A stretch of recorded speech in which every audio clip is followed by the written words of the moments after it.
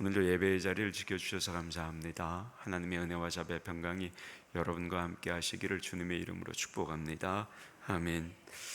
오늘은 이제 예수님의 산상설교 내용 중에서 기도와 관련이 되어서 금식 기도에 관한 말씀을 좀 나누도록 하겠습니다.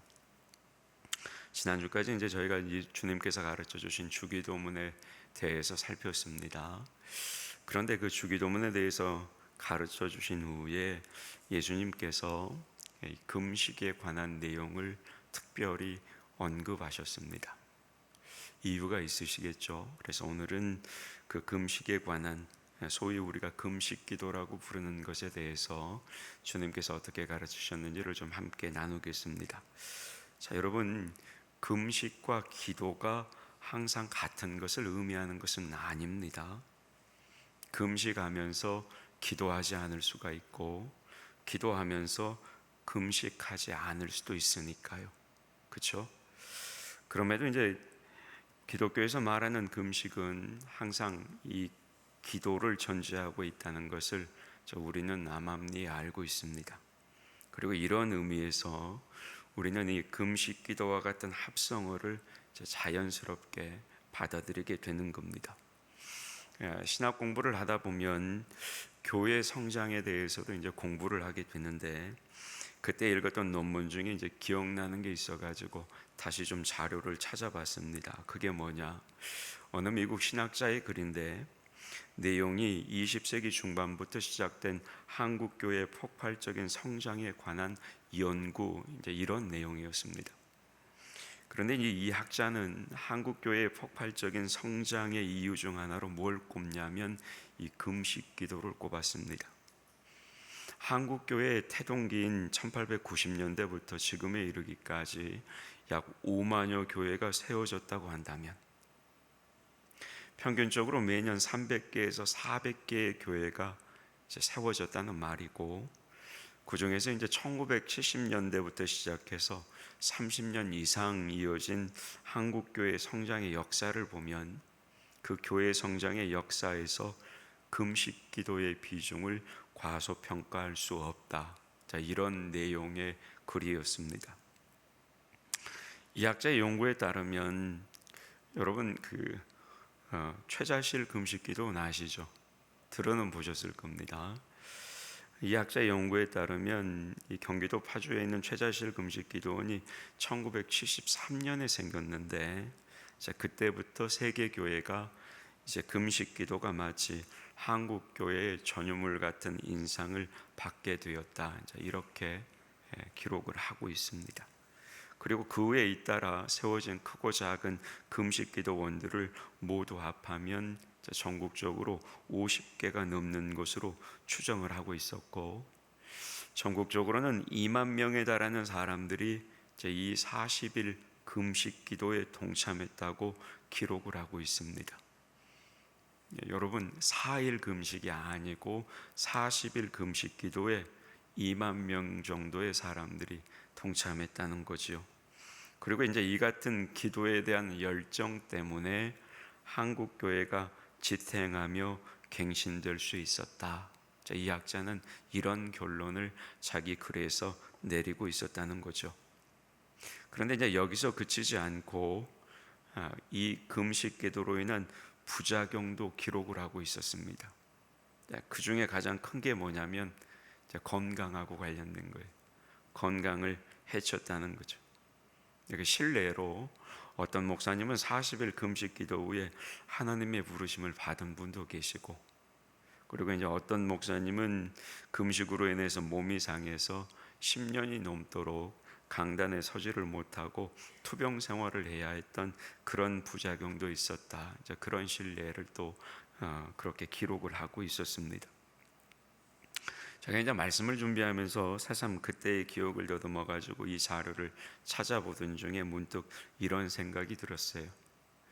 여러모로 금식 기도에 관한 장단점을 이야기하지만, 그럼에도 이 학자의 연구대로라면 만약 금식 기도가 한국 교회 부흥과 성장의 주된 요인 중에 정말로 하나였다면, 어쩌면 작금의 한국 교회 갱신도 여기에서 좀 찾아볼 수 있는 것은 아닐까, 저 개인적으로 자료를 찾아보면서 그런 생각이 좀 들었습니다. 교회 본연의 자세를 잃고 때로는 무기력증에 빠졌다는 이야기를 듣는 한국 교회가 다시 한번 갱신을 위해서 어쩌면 잊고 살았던 금식 기도에 대해서도 한번 고민해 볼 필요가 있지 않느냐, 그런 저 개인적인 생각이 들었다는 겁니다. 자, 여러분, 구약 성경을 잘 읽어보면 사실 금식과 관련된 내용에 있어서 원래 하나님께서는 이스라엘 백성들에게 1년에 하루만 금식하도록 명령하셨습니다. 성경을 찾아보면 이스라엘 백성에게 하나님께서 단 하루 금식하라고 명령하셨어요. 그날이 언제냐면 다름 아니라 대속죄일입니다. 대속죄일이 어떤 날이냐면 이스라엘의 모든 죄를 대사장이 짊어지고 1년에 한 차례씩 하나님께서 임재하시는 지성소로 들어가는 날이었습니다. 이 하루만 이스라엘 백성이 금식하게 하셨어요. 왜? 자신들의 죄를 하나님께 용서받는 날이기 때문에. 레위기 16장 31절을 보면 이렇게 기록을 합니다. 화면 보고 같이 받겠습니다. 시작. 이는 너희에게 안식일 중에 안식일인즉 너희는 스스로 괴롭게 할지니 영원히 지킬 규례라. 아멘. 자, 여러분, 이 말씀을 보면 좀 띄워 놓으실래요? 예, 말씀 띄워 놓으셔도 됩니다. 화면에. 예. 레위기 16장 31절을 보면 여기에 무슨 표현이 있냐면 스스로 괴롭게 할지니, 이제 이런 표현이 나오죠. 이 표현을 공동번역 성경은 이제 이렇게 기록을 하고 있어요. 너희는 단식을 해야 한다. 이렇게 공동번역은 해석을 합니다. 다시 말해서 뭐 하라는 거예요? 금식하라는 거죠. 그리고 이제 그 외에는 여러분, 하나님께서 대놓고 금식을 명하신 적은 없습니다. 이제 내려주셔도 됩니다. 예. 그런데도 예수님 당시의 바리새인들과 서기관들은 이 금식이라는 것을 경건의 척도로 삼았습니다. 그래서 일주일에 이틀씩, 곧 월요일과 목요일에 금식을 하며 보냈습니다. 소위 자신들의 의의를 사람들에게는 과시하고 하나님께는 공로를 얻기 위한 수단으로 이 금식을 이용했던 겁니다. 그리고 이제 그 결과가 어떻게 되느냐? 하나님을 향한 금식이라는 본래의 의미를 잃어버리고 주님께서 말씀하셨던 외식하는 금식이 되어버린 겁니다. 그런데 여러분, 이렇게 바리새인들과 서기관들이 당시에 금식을 했던 월요일과 목요일이 무슨 날인 줄 아세요? 월요일과 목요일이 당시에 어떤 날이었냐면 장날이었어요. 장날. 당시에 예루살렘에 장이 서는 날이었어요. 월요일과 목요일이. 따라서 어때요? 주변에 있었던 여러 작은 마을로부터 이제 장보러 예루살렘으로 올라오겠죠. 여러분, 저희도 그러잖아요. 4일하고 9일은 무슨 장이에요? 예, 우음을 잘 하시네. 다를 때 대답을 좀 그렇게 해보시지. 5일하고 10일은 무슨 장이에요? 우음을 잘 하시네. 예, 저도 이제 알아요, 잘. 예.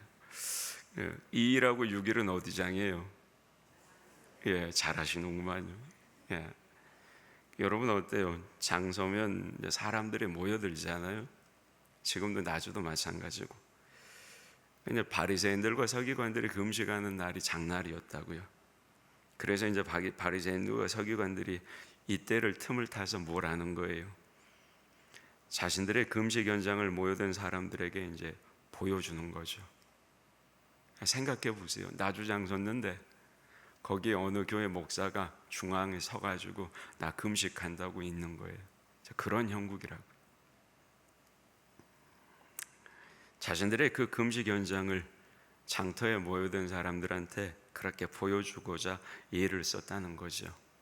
얼굴에 슬픈 기색을 하고 그것도 모자라 좀 더 창백하게 보이고자 당시에 얼굴에 석회가루도 발랐답니다. 그런데 이런 모습은 여러분 사실 2000년이 훨씬 지난 지금도 있어요. 그렇다고 뭐 나주장에 어떤 목사님이 금식한다고 서 있는 건 아니고, 그럼에도 불구하고 2000년 전에 그런 모습이 지금도 있다고요. 무슨 말이에요? 자기 자랑으로 금식하는 사람들이 있다고요. 여러분 혹시 그거 보신 적 있으세요? 제가 언젠가 이제 부흥회 강사만 전문적으로 하시는 목사님을 만났는데 그 목사님이 저한테 명함을 하나 내어주셨어요. 근데 그 명함의 경력란에 뭐라고 써 있냐면 40일 금식기도 몇 번. 그런 거 안 받아보셨어요? 우리 장로님들 받아보셨을 텐데. 그렇게 몇 번 40일 금식기도 했다고 횟수를 대단한 것이냐 써놓은 것을 제가 받은 경험이 있어요. 부흥회 강사님만 그런 건 아니에요. 목회하시는 목사님들 중에도 자기 명함에 그런 것을 기록해 놓은 분들이 가끔 있습니다. 뭘까요? 자신이 이런 대단한 사람이라는 전시 효과를 노리는 것은 아닐까요? 모르겠습니다. 안 해본 저로서는 뭐라고 말씀드릴 수는 없습니다만, 그러나 여러분 분명한 건 있습니다. 뭐냐? 우리가 앞서서 골방 기도에 대해서 배웠듯이 진정한 기도는 누군가를 의식하거나 자신을 드러내는 그런 기도가 아니라는 거지요. 왜 적어요? 하나님 앞에서 했으면 그만이지. 그런데 더 안타까운 것도 있어요. 자, 그런 분들이 강단에서 보면 다는 그러지 않겠습니다만 본인이 마치 예수님이나 된 것처럼 사람들을 위압하고 영적인 폭력을 휘두를 때가 있다는 겁니다. 마치 신령한 영권과 영감을 한 몸에 다 받은 것처럼 착각해서 강단에서 누군가를 정죄하기까지 한다는 겁니다. 그런 생각이 들어요. 어쩌면 이게 또 금식 기도가 가진 또 하나의 약점이기도 하겠다. 자, 이런 생각도 듭니다. 그런데 여러분, 예수님은 오늘 말씀에서 이런 잘못된 금식 기도를 경계하고 계신다 이 말이에요.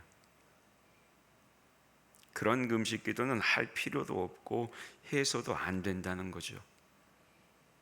그래서 여러분 오늘 본문 16절 하반절 마지막 절 보세요. 주님이 뭐라고 하세요? 같이 봐요. 시작. 그들은 자기 상을 이미 받았느니라. 자기 상을 이미 받았느니라. 이렇게까지 말씀하셨다고요. 이 말씀은 무슨 뜻이에요? 아무 효력 없는 금식을 했다 이 뜻이에요. 그러면 여러분, 예수님께서 말씀하시는 참된 금식은 뭘까요? 그 금식은 오직 하나님만 아시도록 하는 금식이에요. 여러분 본문 17절 보실랍니까? 17절 같이 보겠습니다. 시작. 너는 금식할 때에 머리에 기름을 바르고 얼굴을 씻으라. 아멘. 금식할 때 어떻게 하라고요? 머리에 기름 바르고 얼굴을 씻으라고요. 무슨 말이에요? 누군가 금식하는 너를 봤을 때 금식을 하는 것인지 안 하는 것인지 구분하지 못하도록 그렇게 금식하라고요. 사람은 몰라줘도 된다 이거예요. 뿐만 아닙니다. 우리가 바르게 금식 기도를 하면 하나님께서는 큰 은혜를 주신다고도 약속하셨어요. 기억하실지 모르겠습니다만 마태복음 6장 4절 하반절 말씀을 보면 이렇게 약속하시죠. 같이 보죠. 시작. 은밀한 중에 보시는 너의 아버지께서 갚으시리라. 아멘. 이렇게 말씀하셨어요. 금식 기도의 상은 사람이 주는 게 아니라 하나님께서 주신다는 거예요. 그것도 하나님께서 기필코 상을 주시겠다 이 말씀입니다. 따라서 여러분, 금식 기도를 하는 것은 바르게 해야 한다는 거예요. 그리고 바르게만 금식하면 하나님께서 주시는 상급이 있다는 겁니다. 상급이 있다는 거예요. 그래서 여러분, 성경은 잘 읽어보면 금식 기도를 반드시 해야 한다, 혹은 반대로 금식 기도는 절대 하지 말아야 한다, 이 둘 중에 어느 편을 강요하지 않습니다. 해야 돼, 안 해야 돼, 강요하지 않아요. 그런데 여러분, 오늘 말씀을 자세히 한번 좀 읽어보면 예수님께서는 금식을 권장하는 뉘앙스를 비치십니다. 왜냐하면 예수님은 금식하지 말라고 하시지 않으셨어요. 그리고 이제 16절과 17절에서 보면 뭐라고 말씀하세요? 금식할 때에 이렇게 말씀하세요. 그러니까 금식에 대해 금하거나 금식에 대해서 예수님은 반대하지 않으셨어요. 이건 무슨 말이에요? 금식을 할 수도 있다는 겁니다. 그러니까 긍정적인 뉘앙스가 포함되어 있는 거죠. 그런데 그렇게 정말로 금식할 거면 어때요? 바르게 금식하라는 겁니다. 여러분, 금식이라는 것은 어떤 신앙적이고 영적인 목적을 달성하기 위해서 먹는 것, 심지어는 마시는 것까지도 삼가는 것을 이야기해요. 그래서 여러분, 유대인들은 이런 마음을 가지고 처음에 금식을 했다고 그래요. 들어보세요. 내 마음대로 먹고 마시면서 하나님을 부르는 사람과 이것을 절제하고 사생결단하면서 하나님을 부르는 사람과는 그 진지함에 있어서 다를 것 아닌가. 따라서 분명히 금식하는 사람의 기도를 하나님께서 더 귀담아 들어주실 것이다, 이 마음 가지고 처음 금식 기도를 시작했다는 거죠. 그러니까 무슨 말이에요? 내가 식음을 전폐하고 기도하면 이것이 하나님의 특별한 관심을 불러일으키라는 그 믿음을 가지고 그 믿음의 자세로 제 금식 기도를 시작한 거죠. 성경 어디에도 이것을 지지하는 구절은 없으나 금식을 해서라도 더 진지하고 거짓 없이 회개하고자 하는 것을 나쁘다고 말할 수는 없다는 겁니다. 그런데 이 말도 곰곰이 생각해 보면 맞아요. 왜? 사실 하나님 앞에서 범죄하고 하나님께 용서를 구하는 사람이 먹을 거 다 먹고 마실 거 다 먹고 때우기식의 회개를 한다면 여러분, 그걸 보고 진정한 회개라고 말하기가 어렵겠죠. 그러니까 유대인들의 마음가짐처럼 진실하게 통해 자복하는 사람이라면 먹는 것도 삼가면서 눈물로 회개할 거다, 이 말이에요. 그리고 이제 하나님께서 어때요? 그런 사람의 중심을 인정할 것이기 때문에 이 금식 기도를 멀리할 이유는 없다는 겁니다. 그래서 그런지 이스라엘의 역사를 봐도 이스라엘 백성은 국가적인 위기 앞에서 늘 금식하며 기도했음을 우리가 보게 됩니다. 위기 앞에서 금식하며 부르짖으면 하나님께서 그 위기를 극복하게 해주신다는 그런 믿음이 있었기 때문이겠죠. 이건 제 개인적으로도 잘못된 건 아니라고 생각해요. 왜요? 사실 우리 가운데도 종종 이 금식 기도가 필요한 분들이 있으니까요. 그만큼 현실적으로 절박한 문제를 안고 밤낮 없이 씨름하는 분들이 있다, 이 말이에요. 영적으로 답답함을 느껴서 그 답답함을 해결할 수 있는 간절함을 가지고 계시는 분들이 있다는 거죠. 따라서 이런 분들에게는 사실 금식 기도를 해야 할 충분한 이유가 있는 겁니다. 뿐만 아닙니다. 세상을 살다 보면 어때요? 현실적으로 절박한 문제를 만날 때가 있어요, 없어요? 있어요. 개인적인 위기, 가정적인 위기, 국가적인 위기에 이르기까지 광범위하고 아주 다양하게 나타납니다. 이럴 때 금식 기도는 우리가 할 수 있는 중요한 선택이라는 거죠. 이런 절박한 상황을 예수님께서 어떻게 표현하셨냐면 마태복음 9장 15절에서 이렇게 표현하셨어요. 신랑을 빼앗기는 날이다. 이렇게 표현하셨어요. 누구를 빼앗긴다고요? 신랑을 빼앗긴다고요. 그게 무슨 말이에요? 어떤 사람이 예수님에게 와서 이렇게 트집을 잡았어요. 세례 요한의 제자들도 금식하고 바리사인들도 금식하는데 왜 예수님의 제자들은 금식을 안 하고 자꾸 먹기만 합니까? 그러자 예수님께서 그 사람에게 이렇게 대답하셨어요. 혼인집 손님들이 신랑과 함께 있을 동안에 슬퍼할 수 있겠느냐? 그러나 신랑을 빼앗길 날이 이르리니 그때에는 금식할 것이니라. 그러니까 신랑과 신부가 결혼식을 올리고 있는데 갑자기 적군이 쳐들어와서 동네를 쑥대밭으로 만들어 놓고는 신랑까지 다 끌고 가버렸다고 가정을 한번 해보세요. 이런 상황에서 신랑을 뺏긴 신부에게 음식을 권하면 여러분, 신부가 먹겠느냐고요? 못 먹죠. 절망감을 갖고 하루 이틀 사흘 식음을 전폐하며 통곡할 겁니다. 다름 아니라 바로 그런 날이 오면 금식하게 될 것이다, 이 말씀이에요.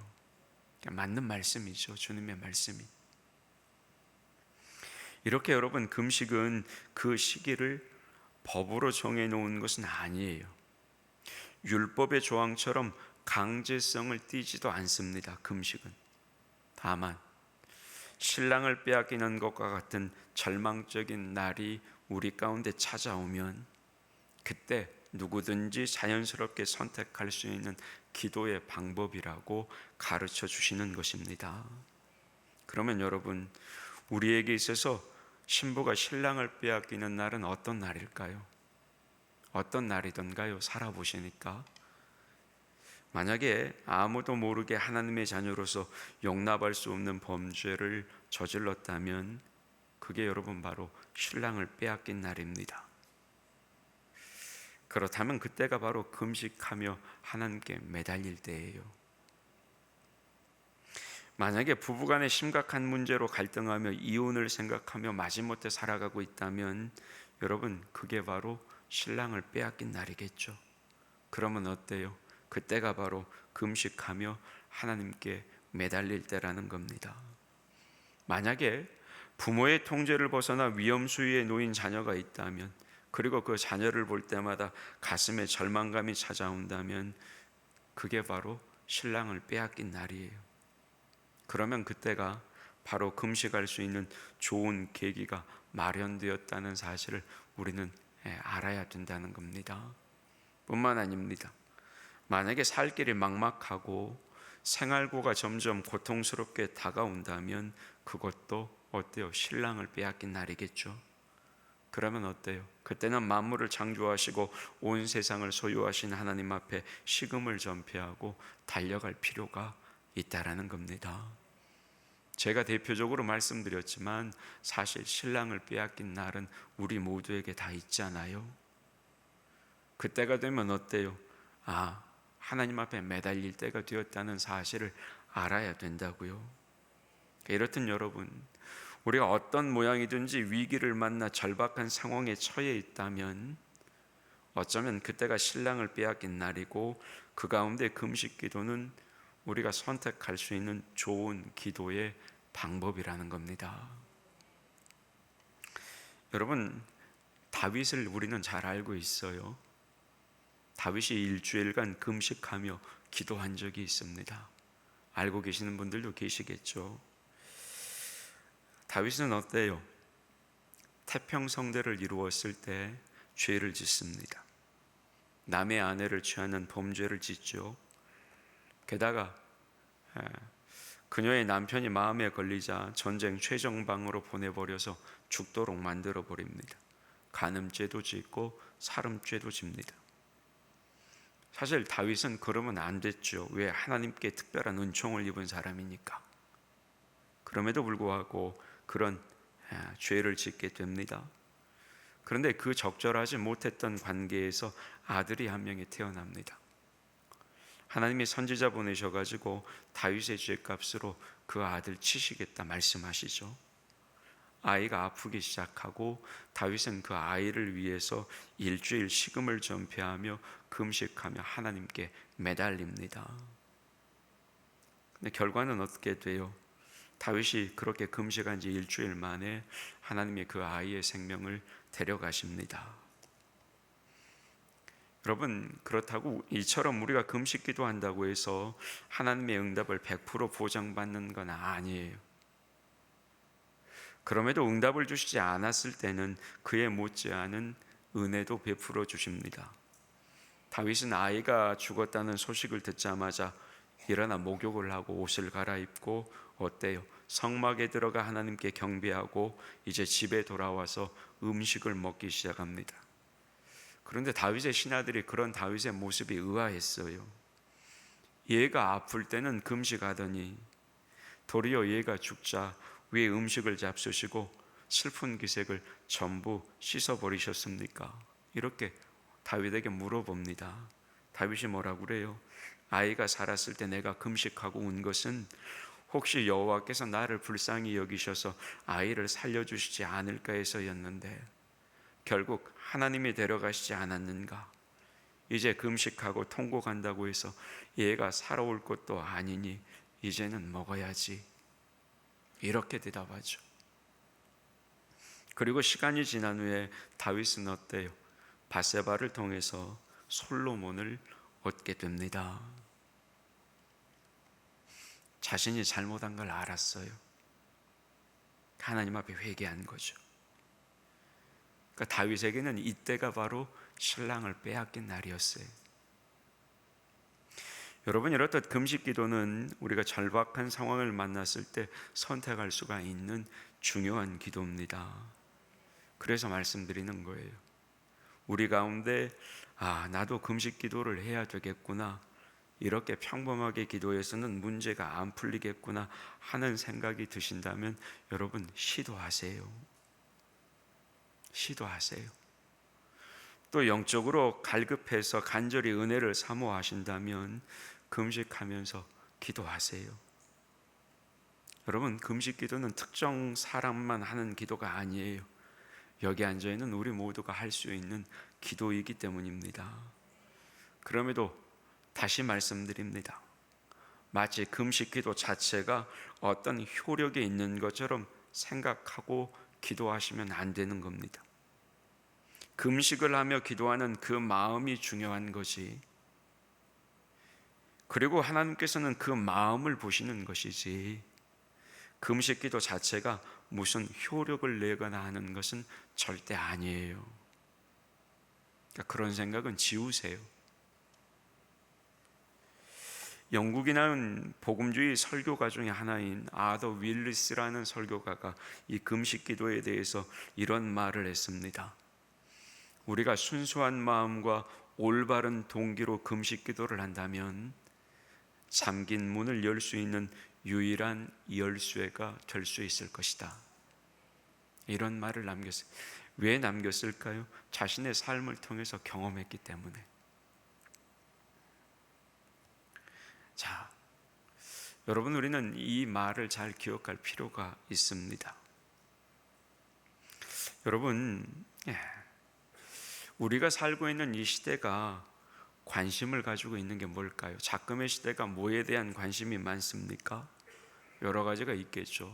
경제적인 자유로움, 요즘 우리나라를 통해 핫해진 문화 콘텐츠, 춤, 노래, 그리고 여전히 오랫동안 지속되는 문화인 식도락 문화. 그러니까 맛있는 거 어디 있다고 그러면 다 찾아다니잖아요. 뿐만 아니죠. 평균 수명이 연장이 되면서 건강에 대한 관심도가 어느 때보다 높습니다. 물론 여러분, 말씀드린 이 모든 것들이 우리의 삶에서 충족되면 어때요? 정말로 좋겠죠. 그리고 모든 것은 하나님께서 주셨으니 우리가 그런 것들을 누릴 수 있으면 그건 복이겠죠. 그런데 여러분, 한 가지 중요한 건 뭐냐면 그것 자체에 매여서는 안 된다는 겁니다. 무슨 말이에요? 그것들이 우상이 되면 안 된다고요. 근데 우리는 그런 것들이 우상이 된 세상을 살아가고 있죠. 여러분 솔직히 한번 생각해 보시게요. 우리가 오늘 하루를 살면서 하루 종일 생각하며 사는 게 뭐예요? 우리 머릿속 생각의 대부분을 차지하는 게 뭐냐고요? 앞서 말씀드린 것들 아닙니까? 사실 예수님을 믿는 사람들 역시 자기 절제와 부인 그리고 기도와 말씀과 순종에 있어서 너무나 적은 시간들을 투자하며 삽니다. 요즘 세상이 그래요. 그러니까 어떻게 되는 거예요? 겉사람과 달리 속사람은 점점 여유어가고 초췌해져 가는 겁니다. 그러지 않나요? 근데 그리스도인들이 그런 모습이라면 여러분, 그건 영적인 위기가 찾아온 거예요. 한국 교회가 그러잖아요.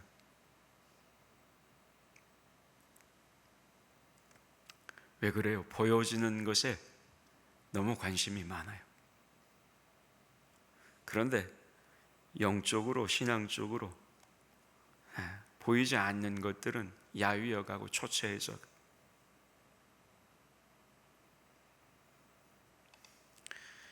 여러분, 우리가 그리스도인이라면 이런 모습이 좀 뒤집어져야 되지 않을까요? 영혼 다음으로 육신이 잘 되어야지. 영혼은 건강하지 못하면서 육신의 것만 추구하면 이건 잘못된 것 아니냐고요. 안 그런가요? 저만 그런가요? 여러분, 지난 시간까지 저희가 살펴봤던 주기도문 한번 생각해 보세요. 예수님께서 뭐라고 주기도문을 통해 가르치셨어요? 늘 육신의 것만을 위해서 구하는 우리에게 뭘 먼저 구하라고요? 영혼의 의미 한 주간 만에 다 잊어버리셨네. 참말로. 참말로. 육신의 것만 구하지 말고 우리 영혼의 뭘 위해서 기도하라고 가르치셨어요? 마지막 네 번째, 영혼의 거룩함을 위해서 구하라고 말씀하셨잖아요. 그리고 이제 이런 반성 속에서 우리 영혼의 거룩함을 위해서 할 수만 있다면 어때요? 금식을 통해 기도하는 것도 좋은 신앙인의 모습이라는 거죠. 그러나 여러분, 우리가 금식한다고 해서 하나님께서 갑자기 큰 소리로 나에게 말씀하시는 건 절대 아니에요. 다만 우리가 금식을 하면서 기도하게 되면 우리 영혼이 맑아지게 되고 또 예민해지게 되면서 그때서야 뭔 소리가 들려요? 주님의 음성이 들려지기 시작하는 거죠. 늘 우리의 생각, 우리의 마음이 세상 것들만 가득 차 있으니까 주님의 음성이 들리지 않아. 강단에서 그렇게 말씀을 나누어도 그냥 들었다가 순간뿐이에요. 주님의 음성이 들리지 않아. 왜? 우리 생각, 우리 마음에 다른 게 가득하니까요. 그런데 금식은 뭐예요? 그 가득한 것들을 비워내는 거예요. 비워내는 거예요. 그러면 어때요? 이제 그때서 우리 영혼이 맑아지기 시작하고 주님의 음성이 들리게 된다는 겁니다. 그래서 여러분, 이게 금식 기도가 우리에게 주는 좋은 점이기도 해요. 사실은 우리 자신을 비워내는 시간이기도 하니까. 단지 음식을 안 먹어서 비워내는 게 아니에요. 배를 비워내는 거기도 하겠지만 우리의 생각들, 우리의 마음들을 비워내는 시간이죠. 그러다 보니 어때요? 영이 맑아지고 주님의 음성이 들려지기 시작하는 거죠. 말씀을 맺겠습니다. 여러분, 성경은 금식 기도에 대해서 하라 하지 말라 어떤 결론을 내리지 않습니다. 주님도 마찬가지세요. 필요하다면 할 수 있는 겁니다. 그러나 살펴보았듯이 금식 기도가 경건의 척도는 아님을 알아야 합니다. 금식 기도한다고 내 신앙을 자랑할 필요는 없어요. 그거 아니에요. 자기 신앙을 자랑하는 수단이 금식이 되면 안 된다고요. 아울러 중요한 것은 금식 기도 자체가 아니라 금식 기도를 왜 하는지 마음의 동기, 신앙의 동기가 중요한 겁니다. 그게 중요한 거예요. 이렇게 여러분, 우리 각자가 이 금식 기도를 우리 신앙생활에 잘 적용하면 하나님께서는 약속하신 대로 거기에 합당한 은혜를 분명히 허락하시는 겁니다. 이런 은혜도 경험해 보시는 우리 나주교회 성도들이 되시기를 주님의 이름으로 축복합니다. 아멘. 하나님, 우리 영혼은 뭘로 가득 차 있습니까? 우리는 오늘 하루 종일 뭘 생각하며 살았습니까? 하나님, 이런 우리에게 우리 영혼을 맑게 하는 또 다른 금식이라는 방법을 말씀하셨습니다. 그럼에도 또 한편으로는 이 금식이 자신의 신앙을 자랑하는 도구가 되어버렸습니다. 이런 우리의 연약함 앞에 다시 들려주시는 주님의 음성을 듣습니다. 하나님, 우리 마음의 동기, 신앙의 동기가 중요하기에 하나님, 금식하며 때로는 신랑을 빼앗길 날이 찾아오면 하나님 앞에 매달릴 수 있는 그런 신앙인들이 되게 하여 주시고, 아울러서 그런 금식 기도를 통해 우리에게 합당한 은혜를 베푸시는 하나님의 은혜도 경험하는 우리 모두가 되게 하여 주시옵소서. 그래서 지혜로운 신앙을 세워가고, 그래서 주님의 음성을 날마다 맑은 영혼으로 예민하게 들을 수 있는 주의 백성들이 되게 하여 주시옵소서. 감사를 드리고 예수님의 이름으로 기도하옵나이다. 아멘.